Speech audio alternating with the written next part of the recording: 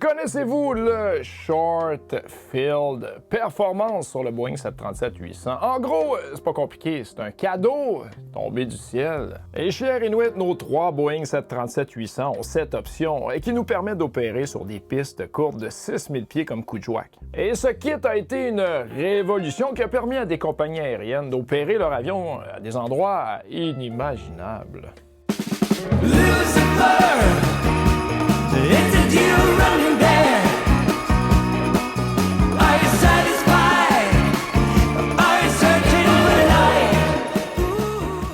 Les compagnies aériennes sont souvent confrontées à des défis pour offrir des services vers des aéroports présentant des conditions marginales, comme la présence de terrains élevés à proximité. Et de plus, des conditions météorologiques locales peuvent exister en raison de la proximité d'un plan d'eau, entraînant régulièrement du brouillard. Et le brouillard, chez Air Inuit, on connaît ça. Et quand un aéroport est situé dans une zone densément peuplée ou en altitude, eh bien la distance de la piste peut être limitée, ce qui pose des défis supplémentaires pour les opérateurs d'avions. Et les opérateurs d'aéronefs doivent souvent faire face à la demande de services aériens vers des aéroports avec des pistes courtes. Mais comment peuvent-ils relever ce défi lorsque la performance sur piste courte devient cruciale? Eh bien, les fabricants d'avions offrent des solutions pour adapter un aéronef aux opérations sur piste courte. Et du côté du Boeing, eh bien, le kit installé qui se nomme Short Field Performance comprend des améliorations apportées à plusieurs composants. Je vais tout vous expliquer, ça va me faire un énorme plaisir. J'ai tellement étudié le système parce que c'est pas facile de trouver des informations, mais je vais commencer avec, vous me connaissez, un peu d'histoire. Remontons à 2004 au Brésil. GOL Airlines GOL low cost en feu affronte Santos Dumont à une piste de 1323 mètres ou 4341 pieds piégée entre baies et tours d'acier. Et avec Flight Simulator, je peux vous dire, je me suis amusé dans ce coin-là. Je vais vous présenter des images incroyables. Mais avant tout ça, j'ai une petite question. Que veut dire Santos Dumont, l'aéroport Santos Dumont, parce qu'elle rend hommage à un grand de ce monde, Alberto Santos Dumont. Qui est-il? Alberto Santos Dumont, c'est un pionnier brésilien de l'aviation à qui de nombreux experts attribuent, attention, le premier vol réussi d'un avion. Il passe la majeure partie de sa vie en France où il construit de nombreux ballons qu'il pilote. Il conçoit et pilote également un des premiers dirigeables. Il effectue les premiers vols sur son avion 14B à Bagatelle près de Paris, ce qui lui permet de réaliser le premier vol public d'un avion en 1906. Il est également le premier à posséder les 3 brevets de pilote. On parle de ballon, dirigeable et aéroplane. Donc un aviateur passionné, brésilien-français, qui a malheureusement tout perdu, fini seul au Brésil. Et je dis tout perdu, mais attention, c'est pas exactement ça, parce que oui, il est décédé au Brésil, mais il voulait plus avancer dans l'aviation parce qu'il s'est rendu compte que ses machines volantes commençaient à servir à la guerre et ça l'affectait mentalement. Donc c'est un peu ça, l'histoire d'Alberto Santos Dumont. Mais là, tu peux-tu aboutir ton histoire? On continue. La piste de Santos Dumont, c'est de ça qu'on parlait, n'avait donc aucune marge pour un Boeing 737 standard. C'est alors que le fondateur Constantino Junior défie Boeing. Adaptez-le ou on passe à Airbus. C'est pas le seul qui a mis de la pression à Boeing dans ces années, mais même avec un Airbus, je sais pas qu'est-ce qu'il aurait fait.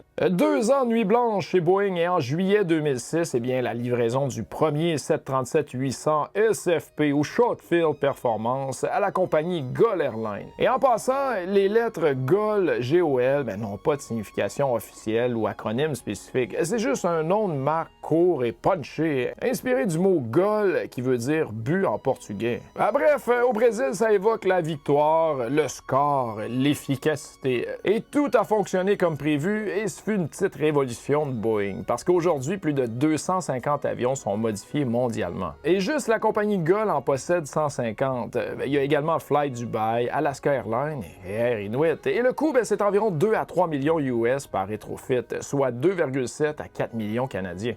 C'est un investissement qui transforme des noms en go. Puis en passant, c'est pas un kit que tu peux installer après, là.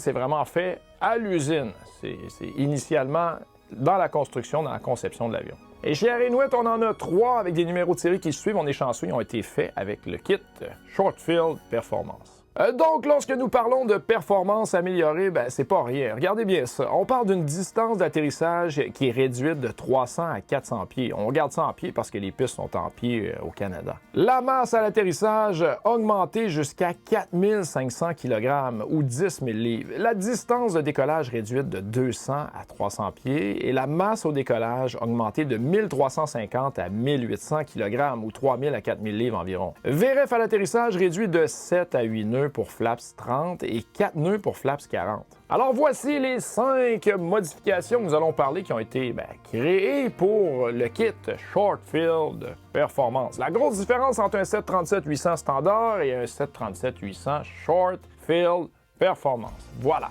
Tout d'abord, si vous voulez avoir des informations sur votre avion, le Short Field Performance Kit, bonne chance! What? Ouais, c'est pas évident. On s'entend, j'ai travaillé fort. Ils sont pas accessibles beaucoup parce qu'il y a juste 250 avions environ dans le monde versus 5000 avions Boeing 737-800. Mais c'était pas de ça que je voulais vous parler. Pour trouver des informations, c'est aller sur la page de votre FMC. Vous pouvez identifier quel package est installé dans votre Boeing en consultant la page Ident ou identification du FMC. Vérifier le modèle et le type de modèle sous le titre permet d'identifier ce Boeing 737-800 comme étant le 737-800W. Et le W, ça indique que les performances chargées dans le FMC contiennent des données pour les avions 737-800 équipés de winglets. Qu'on voit là, au bout, les winglets.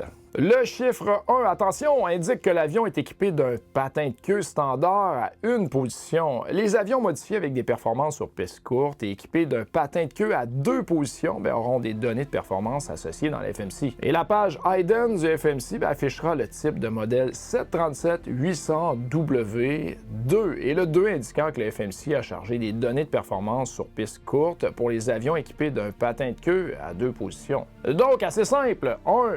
Une position, comme chez Air Inuit, deux positions. Puis je vais vous expliquer c'est quoi la différence. Modification numéro 1, Two Position Tail Skid et également modification du mode de vidange de l'EPU. Les avions modifiés pour les performances sur piste courte intègrent un patin de queue modifié. Selon les spécifications de l'opérateur, cette modification peut comprendre un patin de queue à 1 ou 2 positions comme on parlait. Et voici les 2 options.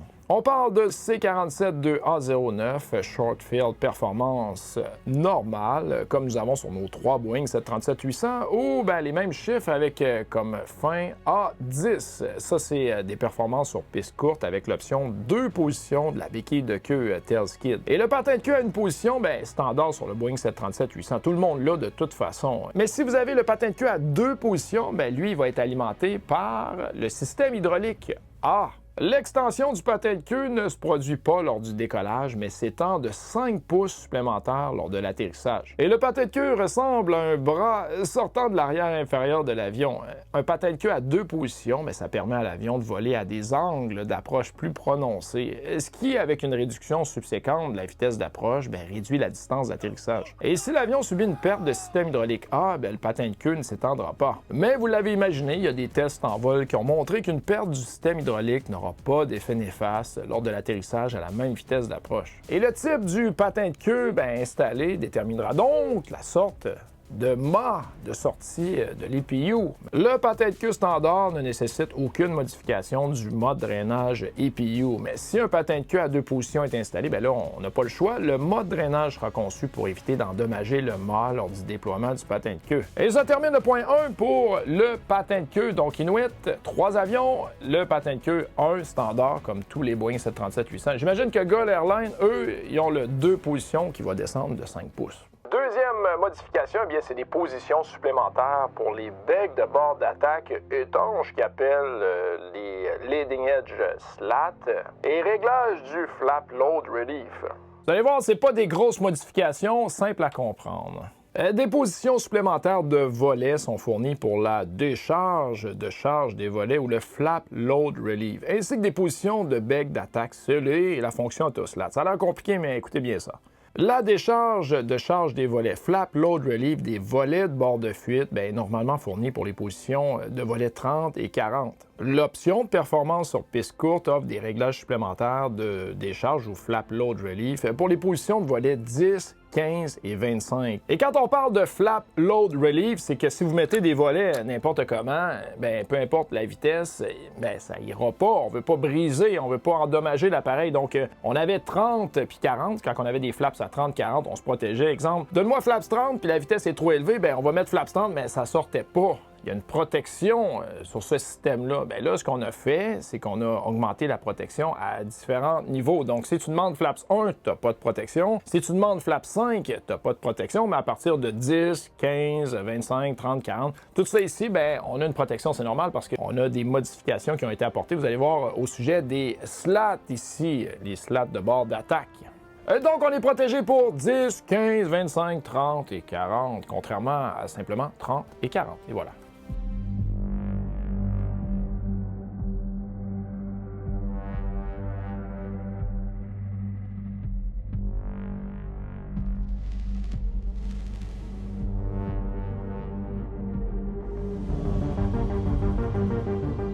Des modifications ont été également apportées au fonctionnement des volets et des becs pour les performances sur piste courte. Les leading edge slats ou becs de bord d'attaque sont normalement en position scellée ou extend pour les positions de volets 1, 2 et 5. Et pour les performances sur piste courte, eh bien, les becs de bord d'attaque restent en position extend, scellés pour les positions de volets 10, 15 et 25. Ils sont en position full extend pour les positions de volets 30 et 40. Donc, cette modification sur les volets de décollage permet une accélération plus rapide et une montée plus rapide sur les pistes plus courtes.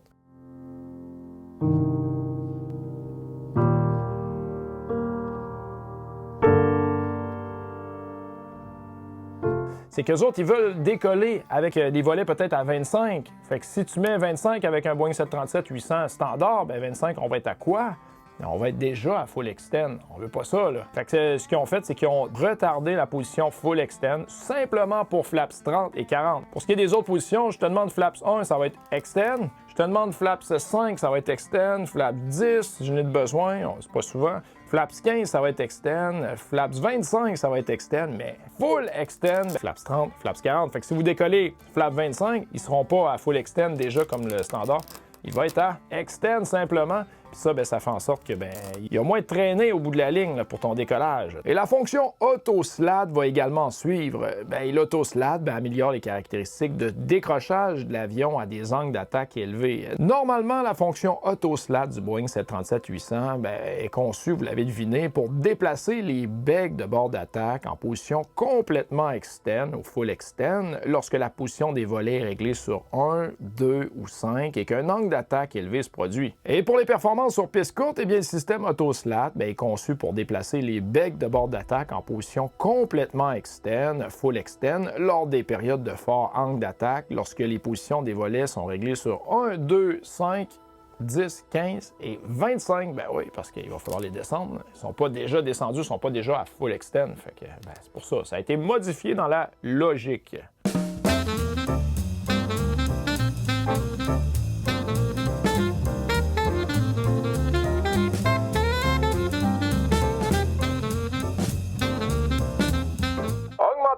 De la déflexion des aérofreins au sol, les Ground Spotter Deflection. Mes amis, voici ce qui est, selon moi, le plus important dans le kit Short Field Performance. Les spotters, speed brakes, ce que vous voulez ici, là. Les panneaux qui nous aident à freiner au sol. Parlons des speed brakes. Ces spotters qui claquent comme un fouet automatique au touchdown. Oui, le Boeing 737-800, nouvelle génération, a 12 spotters. Au total, 6 par aile, divisés en 8 flight spotters qui sont numérotés 2, 3, 4, 5, 8, 9, 10 et 11. Et 4 ground spotters numérotés 1, 6, 7 et 12. Et la numérotation, c'est un peu particulier, c'est fait selon la position du pilote. C'est toujours de l'aile de gauche à l'aile de droite, donc on commence avec 1, 2, 3, 4, 5, 6, 7, 8, 9, 10, 11 et 12. Donc toujours de l'outboard de gauche à l'outboard de droite. Et puis, on a ces panneaux-là ici, ces deux-là, qui sont des ground spotters. Lui aussi, des ground spotters. Puis les 4 ici, ou les 4 là, ça, c'est des flight spotters. Puis ils vont assister les ailerons. Fait qu'en vol, ces 4-là vont fonctionner avec les ailerons qui sont ici. ils vont lever quand elle va lever pour assister. Par contre, celui-là ici, celui-là là, ça c'est pour au sol quand vous allez avoir besoin de vous freiner. Vous allez voir, ils ont fait des petites modifications qui sont quand même assez extraordinaires. Les spoilers de vol ou les Flight Spoilers SFP présentent une déflexion accrue à l'atterrissage. On parle de 56 degrés pour les spoilers extérieurs et 65 degrés pour les spoilers intérieurs, contre respectivement 33 et 38 degrés actuellement. Et ceci réduit les distances d'arrêt en augmentant la traînée et la charge sur le train d'atterrissage principal, ce qui améliore l'efficacité de freinage. En gros, les actuateurs hydrauliques ont été modifiés. Leur course a été augmentée pour 20 % de décélération en plus sur piste courte. Les spoilers de vol reprennent leur déflexion normale sans SFP lorsque l'avion décélère en dessous de 60 nœuds. Et les déflexions en vol 33-38 vont rester inchangées. De plus, la vitesse de déploiement est passée de 1 seconde à 0,5 secondes. Donc, ils vont vraiment augmenter beaucoup. Vous voyez les chiffres en arrière et aussitôt qu'on passe 60, vous allez les voir descendre progressivement pour revenir à la normale. Puis ça, c'est beaucoup plus de drag, 60 degrés environ, pour les Flight Spoilers qui sont avec justement les Ground Spoilers. Les Ground Spoilers, il y en a un qui a été augmenté, lui ici, il a passé de 52 à 60, mais lui était déjà à 60, reste à 60. Donc, on se ramasse avec une plus grande course. Et le fonctionnement du levier du speed brake au sol intègre un interverrouillage du levier ou le interlock. Lorsque les volets sont en position up, le mouvement du levier speed brake au-delà de la position flight détente est inhibité. Sinon, si les volets ne sont pas en position up, le levier du speed brake peut être déplacé à la position up détente. Et quand on parle du levier, c'est lui qui est ici, ce fameux levier. Puis vous allez comprendre pourquoi que c'est important de mettre un interlock, parce que avec des speed brakes qui montent aussi haut, on écrase l'avion sur la piste. Imaginez si on les remonte, on les met, on s'amuse avec, 60. On veut pas ça. Et après l'atterrissage et pendant le roulage, les forces nécessaires pour ranger les spoilers sont beaucoup plus élevées lorsque la vitesse au sol dépasse 60 nœuds. C'est possible de le faire, mais il y a une bonne restriction, là. Après un RTO, un Reject Takeoff ou un atterrissage, si l'une des manettes de poussée est actionnée, le levier Speed Brake se déplacera automatiquement en position down et tous les panneaux de spoilers se rétracteront. Il est également possible de rétracter manuellement les panneaux spoilers en déplaçant le levier de vitesse en position basse. Si vous augmentez les thrust levers pour fermer les spoilers lors de l'atterrissage, ça fonctionne, mais attention. N'oubliez pas que si l'angle de poussée dépasse 53 degrés, le radar météo s'activera en mode PWS pour le décollage, même si les moteurs ne tournent pas ou l'IRS n'est pas aligné. Et je suis convaincu que vous ne voulez certainement pas avoir votre radar météo au sol avec tout le monde autour et aucune indication n'est visible dans le poste de pilotage, hormis de légères vibrations dues au balayage de l'antenne du radar météo. Et atterrir avec les manettes de poussée non ralenties au moment du toucher des roues, ça va désactiver le déploiement automatique des aérofreins au speed brake, même avec le levier de speed brake armé. Et la combinaison de la poussée résiduelle et du maintien de la portance, imaginez, ça va entraîner un bounce landing. Attention!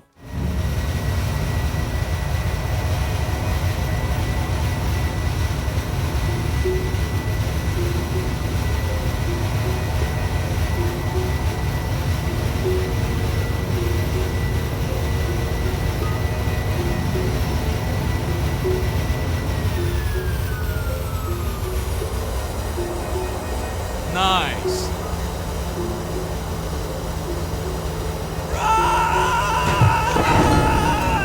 Donc, en résumé, 12 panneaux, 8 Flight Spoilers, 4 Ground Spoilers. Si on commence avec les Ground Spoilers, c'est le 1 qui reste à 60, le 6 et le 7 qui étaient à 52 qui sont rendus à 60, et le 12 qui reste à 60. Ça, c'est pour les Ground Spoilers. Côté Flight Spoiler, on en a 8. On a 2, 3, 4, 5, 8, 9, 10, 11. Et quand on regarde les chiffres, il était à 33 pour les extérieurs et 38 pour les intérieurs. On est rendu à 56 degrés pour les extérieurs, 65 degrés pour les intérieurs. Puis on n'oublie pas qu'à partir de 60 nœuds, tout ça va revenir à la standard, donc 33, 38 des deux côtés. Et voilà. Modification du délai entre le ralenti et la poussée du moteur, ou le Change in Engine Idle Thrust Delay Time. Le délai de poussée de ralenti moteur a été diminué de 5 secondes à 2 secondes. Et cette modification programmée dans le Electronic Engine Control, ou EEC, réduit le temps avant que le moteur atteigne la poussée de ralenti une fois que les manettes de poussée sont déplacées à la position idle. Et cette modification aide à réduire la distance d'atterrissage, bien sûr. Ça raccourcit la distance en réduisant la poussée résiduelle vers l'avant. Et les moteurs CFM 56.7B, l'Electronic Engine Control est reprogrammé via un simple ID plug ou un code qui tweak les paramètres idle. On parle de 22-25% N1 standard à 28-30% pour le short field. Et le N2 à 72-75% en approche mode. Et au go-around, c'est un spool-up en 2-3 secondes versus 5-7 secondes. Donc, plus 1000 livres de thrust instantanément. C'est juste une modification du software à basse vitesse, mais on l'aime, ça a plus de mordant. Un peu plus comme le 737-200.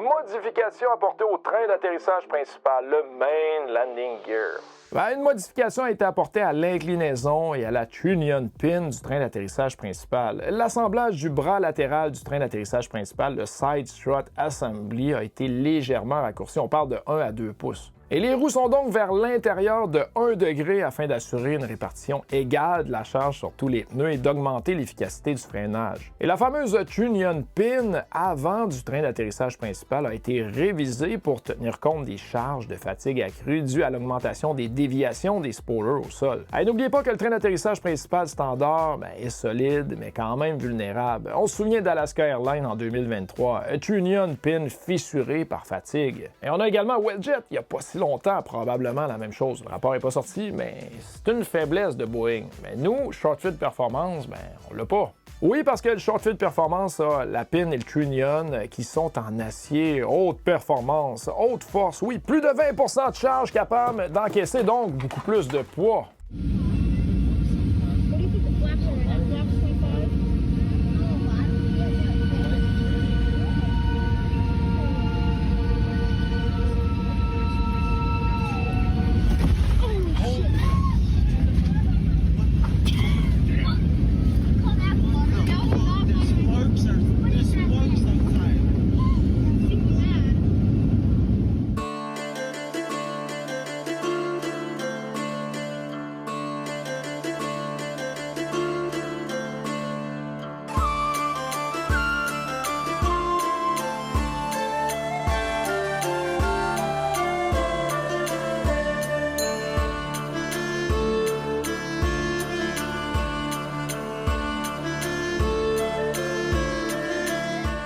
Et voilà le fameux kit Short Field Performance, ce petit génie qui transforme un Boeing 737-800 en maître des pistes impossibles, de l'histoire pionnière de Gull Airlines à Santos-Dumont, où un simple défi a ouvert des possibilités impensables à nos 3 bêtes chez Air Inuit avec plus de payload, des approches lentes et sécurisées. Bref, des systèmes modifiés pour des performances dignes du Nunavik. Train smart, flight safe.